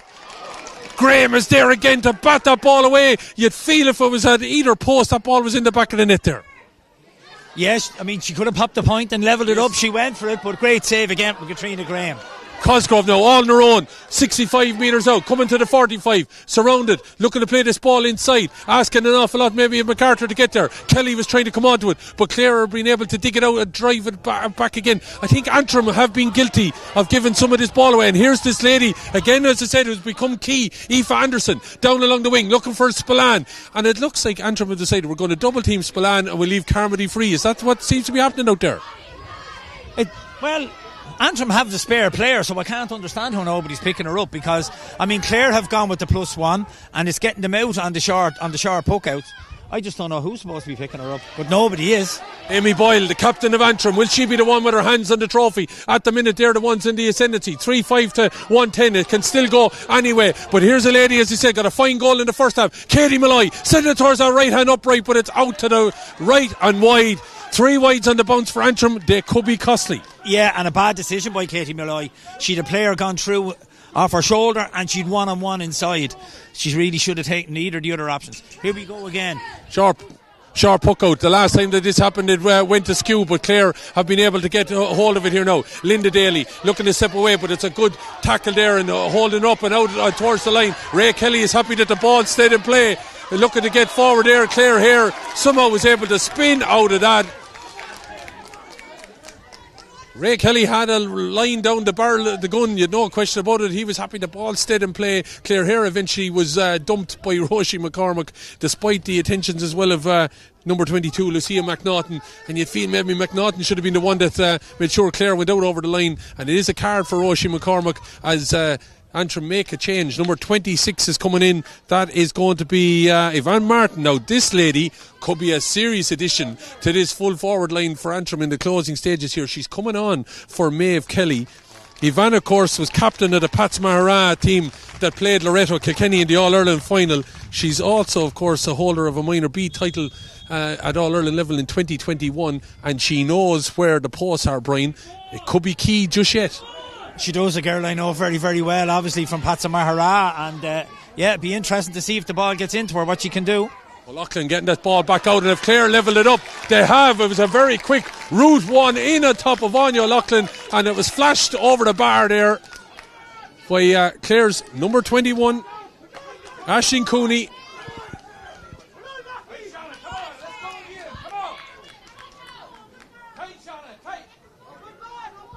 And again, anyone's game, 3-5 to 111. Antrim struggling for scores. Only got 2 in this second half. Clare have fought back, and it belies the conditions because, as I said, it's a diagonal wind across, but Antrim somehow have just crowded the Clare player there and have won the free, and this will be vital now here for Cosgrove. The first one, she's been a lady that's from dead ball. It's only her second free, yes. 4 for Clare, I think I make it. That's the only second free that Antrim had. The first one dropped into the edge of the square and eventually was cleared, so this could be vital. With 7 minutes remaining, dropping this in, Cosgrove, she put it over the bar, and great credit to her, Brian. You know, when maybe the whole game is not going for you and you haven't had a whole lot of those shots, she puts it over the bar with 7 minutes to go. Yeah, great concentration, because to be honest, she hasn't been in the game at all from play, but she stuck it and they're back in front. Back in front, 3-6 to 111. That ball going loose now. Trying to get on that ball is Nicole McTammany, the vice captain, alongside the captain, of course, that's Amy Boyle. Played it to herself, but it hit the ground. She was able to get onto it, pirouettes out the tackle, loses the ball forward again. Referee being appealed to by the Antrim crowd that was a free in, but he's let the play continue, and it's coming out here with Niamh Mulqueen. Out to the wing it goes. Antrim, as he said, in that lead, 3-6 to 111. Well played, McTammany. Looked like she had her arm pulled, and this could be a vital couple of minutes here. Yeah, vital couple of minutes. Great work again in midfield, and they turned it over. And I think the Antrim crowd they were shouting for a free a couple of seconds beforehand, but they've got it now.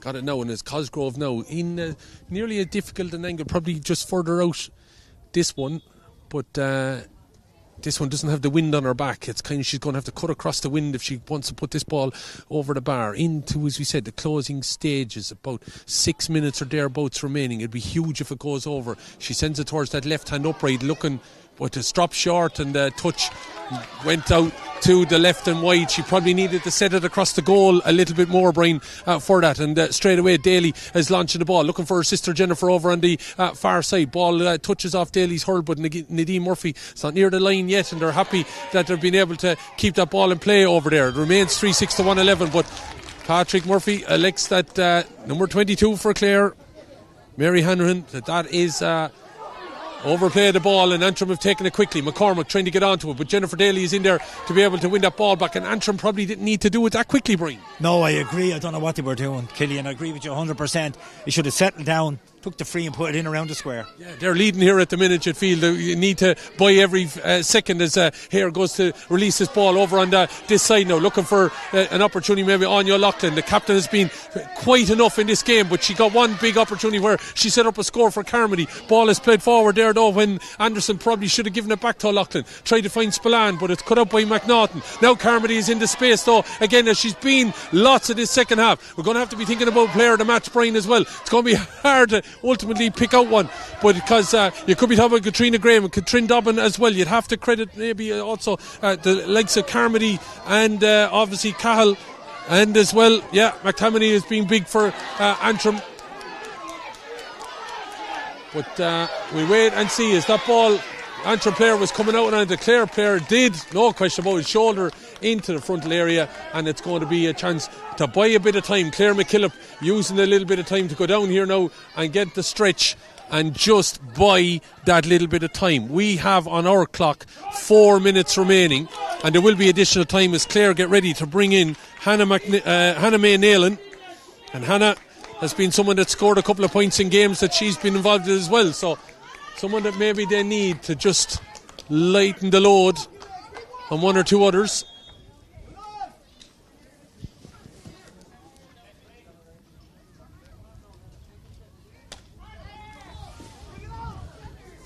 Free is not long, but it's Clare.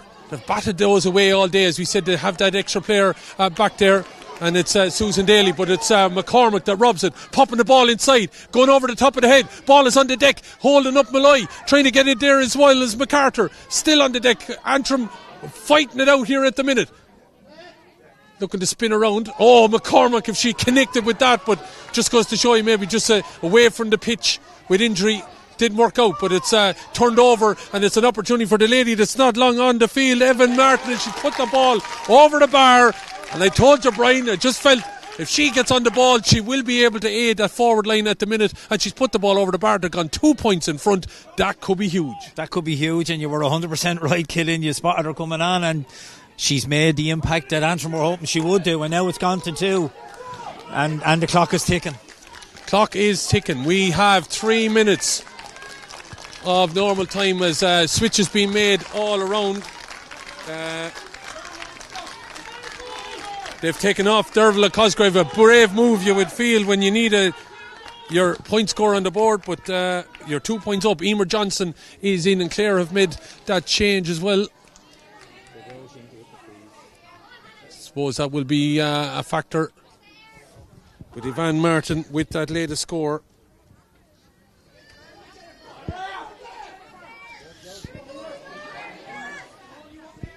(3-7). Have they done enough? The goals in the first half, will that be the key here? Clare have done everything. They've climbed that mountain a couple of times, but now find themselves maybe needing a goal to win this game. Holding on to the ball. The goal scorer of a fine goal in that first half, Katie Malloy, popping the ball in. Referee said she was being fouled as that ball was batted away by Daly in there.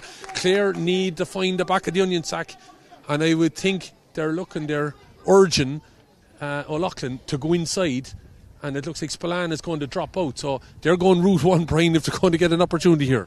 Yeah, it looks like, especially if Roisin McCormack sinks this, there'll be a goal behind it, if she sinks it.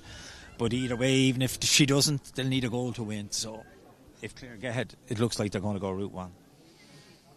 So Roisin McCormack standing over this. Is this the insurance score here to bring the Division 1A title, Division 1B title to the Glens of Antrim? She's put the ball down and over the bar. How vital was her score earlier on? She's now, as we said, opened up that gap.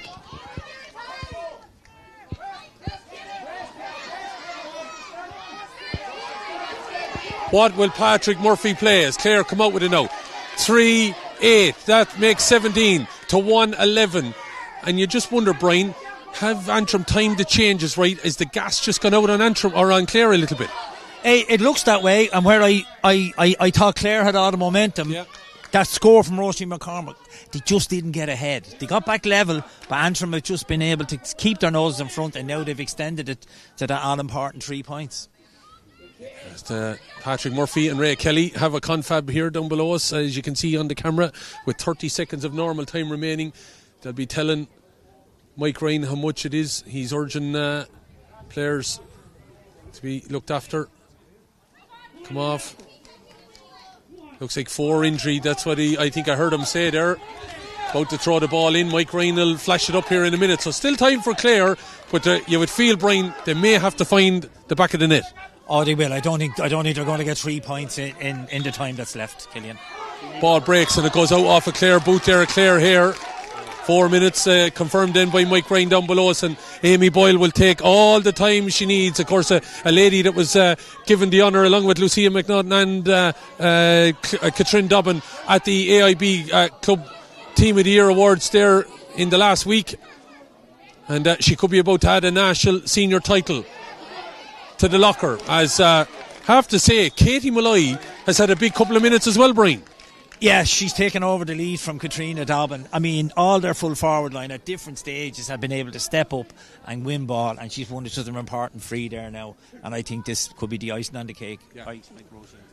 Yeah, Roisin McCormack then standing over this. Could be more than the icing, Brian. This could be the cherry on top now. At 3-8 to 1-11, this would make it next night. You would feel very hard indeed with a minute gone of that injury time. McCormack send it towards the uprights. The umpires like it, and it's up and over the bar. Into the 62nd minute then. There's another change about to be made, and it looks like Antrim are making that change. Janie McIntosh about to come in here for Shanna Hegarty. And an opportunity for some players now as we head towards splashdown. But this game, couldn't take your eye off it. And Brian, with a 4-point lead, it looks like it's Antrim are going to be bringing the cup back up the M1. Some of the standout players for Antrim, you know, you'd feel Dobbin and Graham are going to get mentions, because Graham, how important was that save in the first half? Katrin Dobbin with 2 goals that set them on their way, you know, but they really had to weather a storm here in the second half, haven't they? They have, yeah, but you just mentioned the 2 girls. I mean, both ends of the field. One putting it in the net, one stopping it going in the net. And them to me, and I've been very impressed with McAtamney in midfield as well. I think she's Trojan work in the middle of the park. As for Clare, I thought Anderson was really having a big influence for a spell in the second half, and there she is now again. I think we're going to see it home.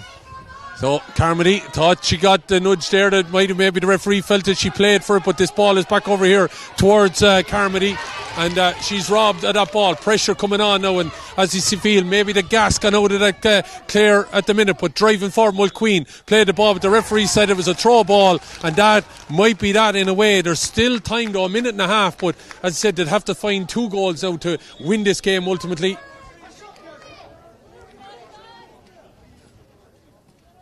And again, Brian, when you look at this, doesn't it make last year wonder with regards to what happened with Antrim Camogie when they were able to produce this performance? Like, their trajectory was going up, and then all of a sudden it just fell like a lead balloon, didn't it, last year? Yeah, well, obviously there was off the field problems, and you know, politics does affect what goes on in the team, and obviously look, but they've obviously regrouped, and here's another one.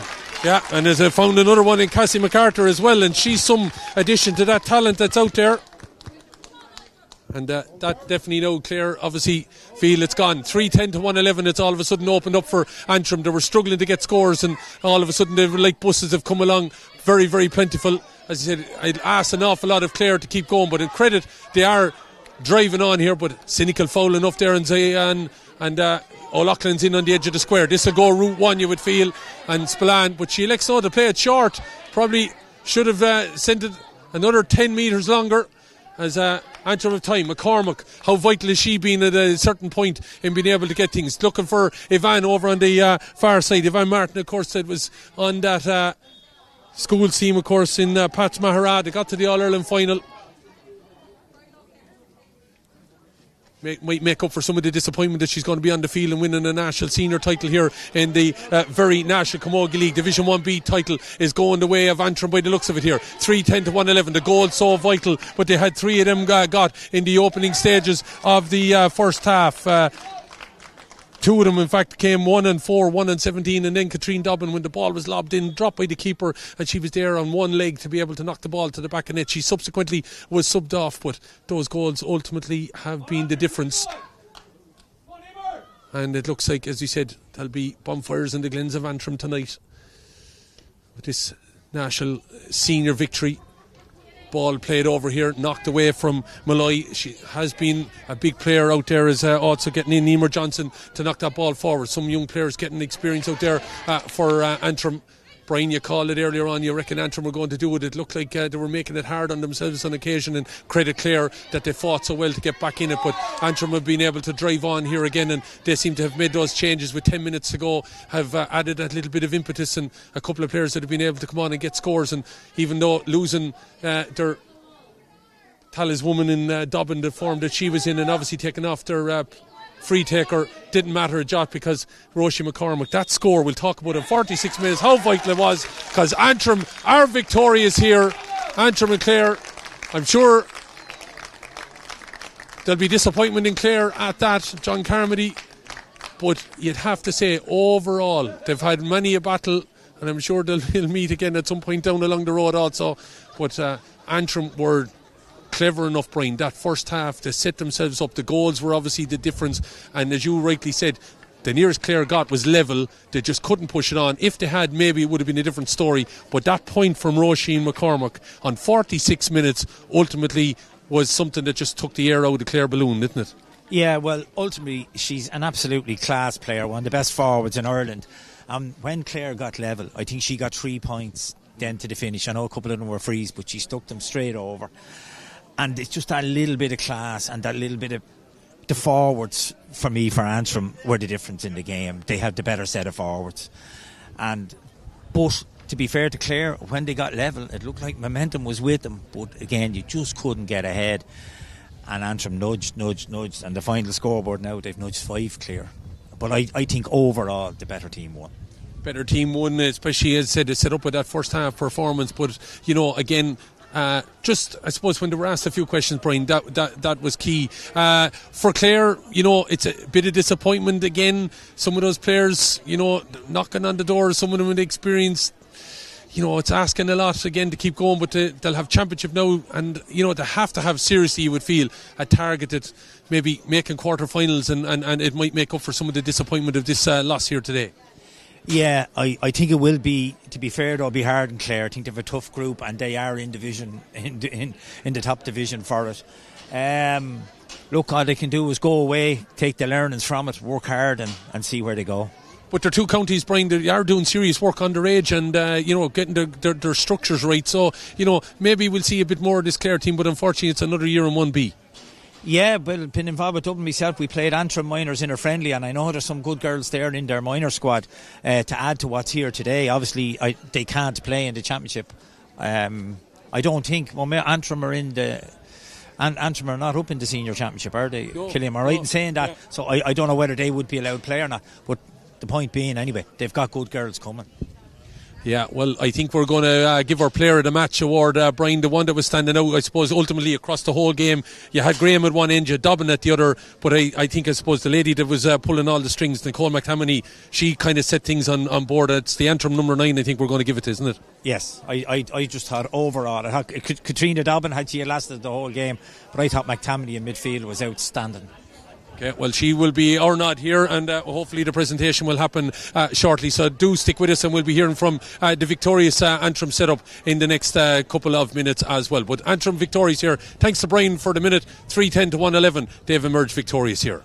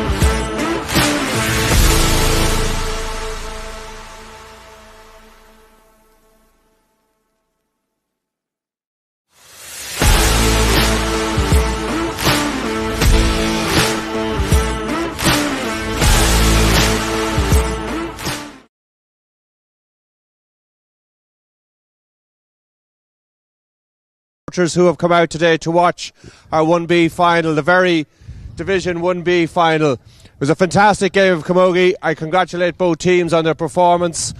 There's a few thank yous, as you can imagine, so to Abbottstown, who have the pitches in such fantastic condition for us and make them available to us very, very frequently. It's everyone here who's involved in Gaelic games know how hard it is to get pitches and to get quality pitches at this time of the year. So it's a huge value for us and a huge mark of respect for our players and for our competition that the pitches of this quality is made available to us. So I'd like to thank Abbottstown for making the facilities available to us today.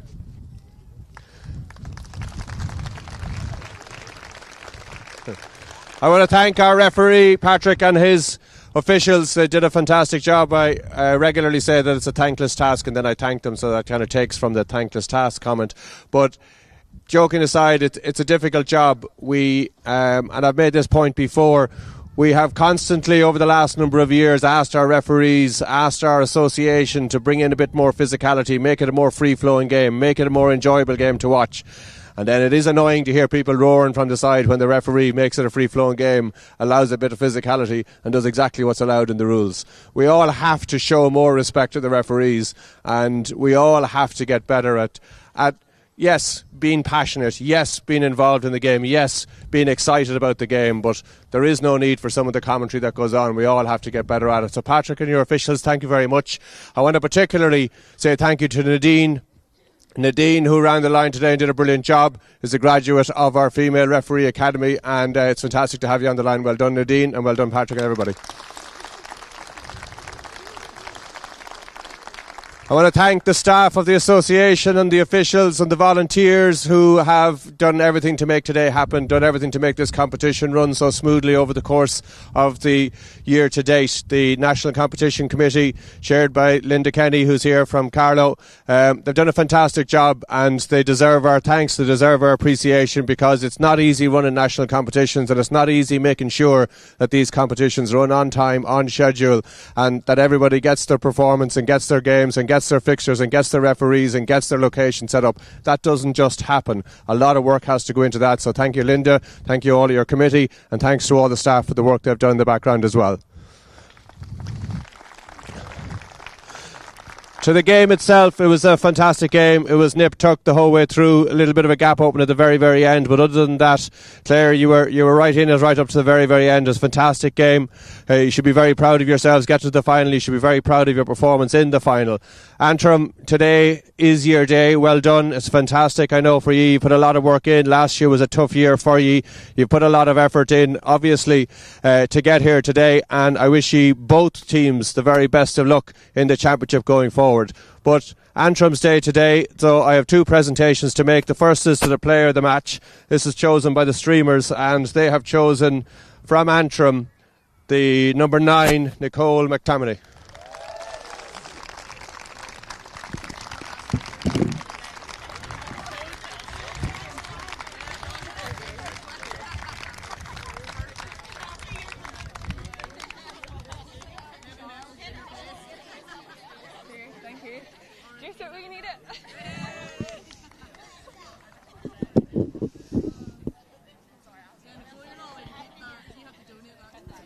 And without further ado, can I call on the Antrim captain to come forward to receive the cup? Well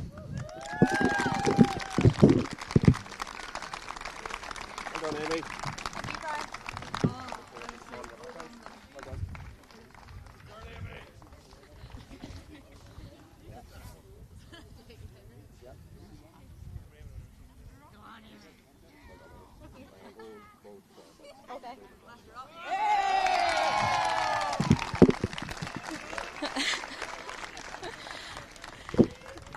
I'm going to keep this brief because I hope this will not be the last speech I'm making throughout this year. So just like to thank the referee and his officials. As Brian said there, it's not an easy job, and we're wanting more physicality, so it's great to get a free-flowing match there. Thanks to Abbottstown, pitch is out there as complete and utter carpet. Great to be able to play on a pitch like that at this time of year. Thanks to our management, everything you do, you're there long before we get to training, long after, and your phones are never done in between. Thanks to our sponsors, Clare, and for the committee for all the hard work they've put in throughout the year so far as well. And finally, girls, as I said, thanks for all your hard work so far. This is not the end of our journey this year, so and also to Clare, hard luck, girls. It was a great match. We knew playing us last week it wasn't going to be the same sort of match, so 3 cheers for Clare. Hip hip, hip hip, hip hip. And as Roisin reminded me, we're going up!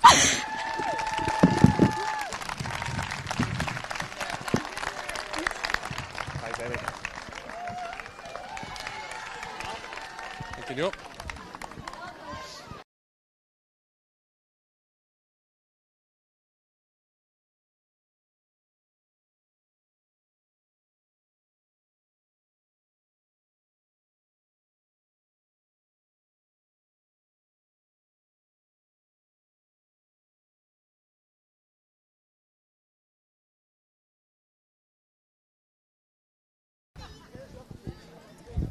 Carl McCormick, you're a very happy man, I'd imagine. I'm over the moon, particularly for this set of girls who went through the ringer last year, low numbers, low morale, hung in there, and the new year has brought new resolutions and new focus. We're overwhelmed by, what has happened here today, Start of the year we had a good squad. Don't get me wrong, we knew we had a good squad, but you're never sure how girls will gel again, and they have. It's been superb. Club rivalries have been put aside, and we've worked very hard.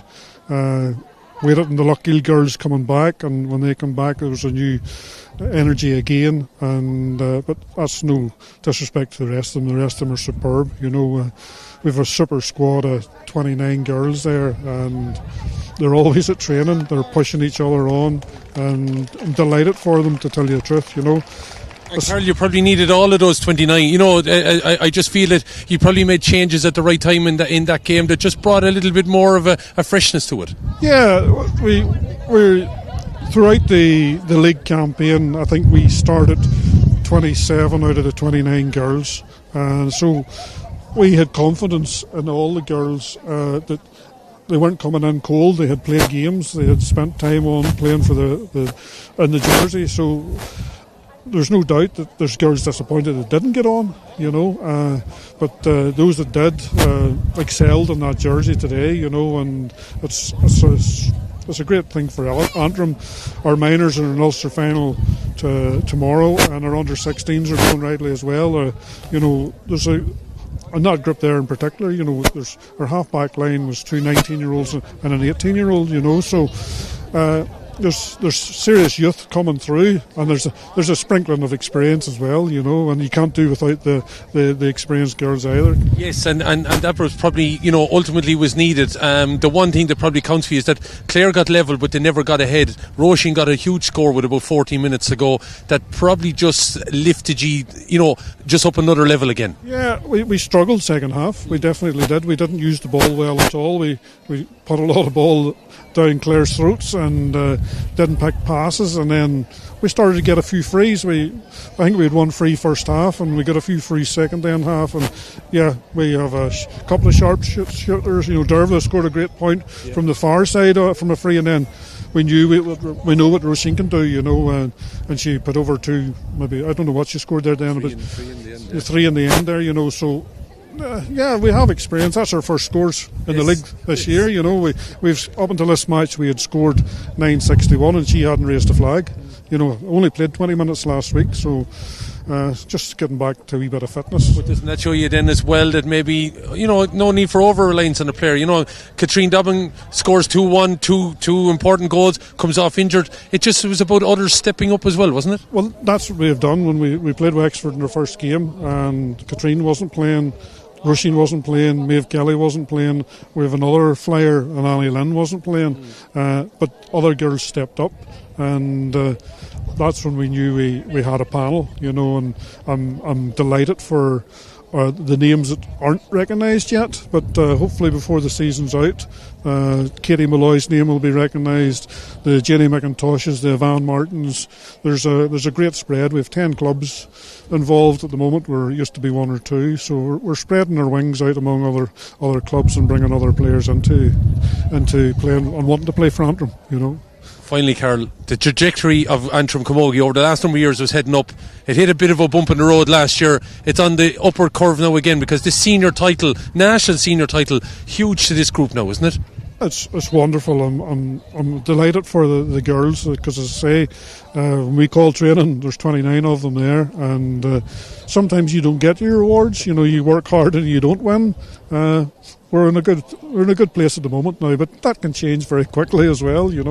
But I'm delighted for all our ladies who have put in the effort. And they're no different from the Clare ladies. They'll have put in the same effort. It's on the day. We were just a wee bit. We took our goals well in the first half, and that gave us a platform, going in a point up at half time against the breeze, and there is a significant wind here, but Clare showed their experience there in that second half and kept the ball well, but we were just a wee bit sharper than them, so I'm delighted for our ladies. We have a Mammy there, we have one Mammy in the team.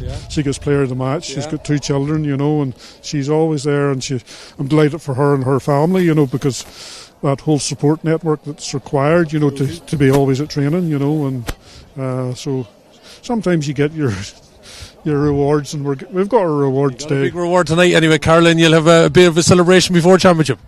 Possibly. Thanks, Carol. Congratulations, Carl McCormack, giving us his viewpoints. Stick with me, Luke. I'm going to try and grab a couple of people. Amy, if I could get you for 1 second. Sorry, folks. I just want to have a quick word with you and just bring you out to front of camera here. Congratulations. You're captain of Antrim, who's won a national senior league title. Yeah, I think we all knew after the first match against Wexford that it was definitely within this team's, chances. Knew today was going to be a tough match, and that's what it was. But every single person on the panel just pushed us on. All the subs that come on made such an impact. So just glad to get over the line today. A game that you probably I was saying it on commentary, you came up with a bit of fire in your belly. You were putting down a few markers very early on. Yeah, I think we took a lot of confidence out of our matches in the round robin. We were playing a lot of senior teams there, so we knew what we had within this team, so that's it. Every match we were just kind of building in confidence, and you have to come out and attack these matches. You give a team like Clare a chance to come into it, they'll take every advantage against us, so we knew we had to come out strong at the start of the first and second half. Amy, do you think there's a bit of hurt maybe from last year about where the trajectory, as I said to Carl, went? You know, you were all heading upwards. It took a dramatic fall. Is that something you've stored a little bit and now kind of, you know, this is going to point a finger that people are going, oh, Antrim are back?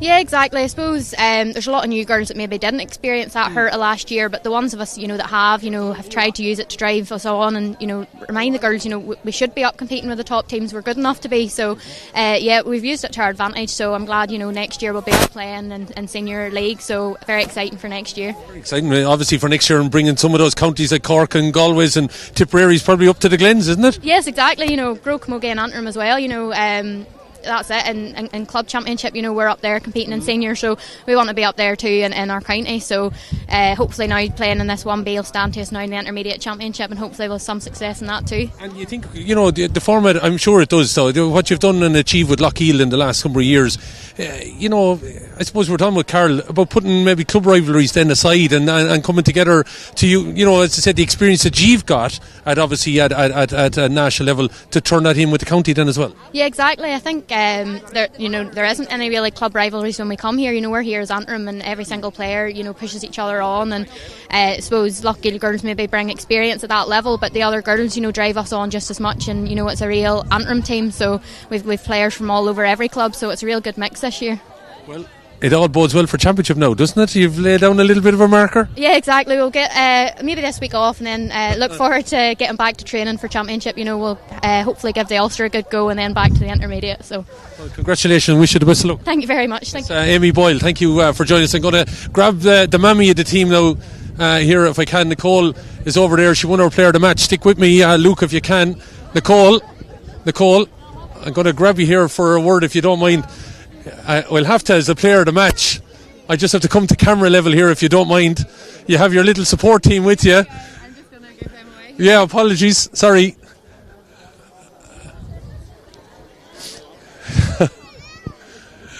Fair play, Nicole. We're just talking about you as a player of the match. The reason we felt you just were the link, the kind of, how would I put it? You were the cement to keep things maybe on track, because it got a little bit ropey at one stage there, that maybe Clare were getting a foothold again in the game.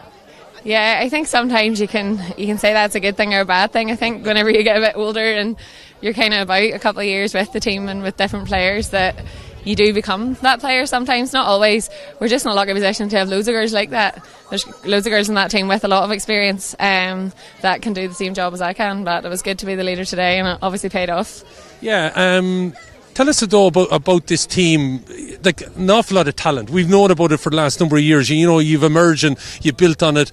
I've talked enough about it, I suppose, last year with Carol and obviously Amy there. But what do you feel worked this year? What's been the kind of the point that you feel that, as someone who's now an experienced player, I hope you don't mind me saying that, you know, but like, what do you feel stood out this year about this crew that maybe we're heading in the right direction again?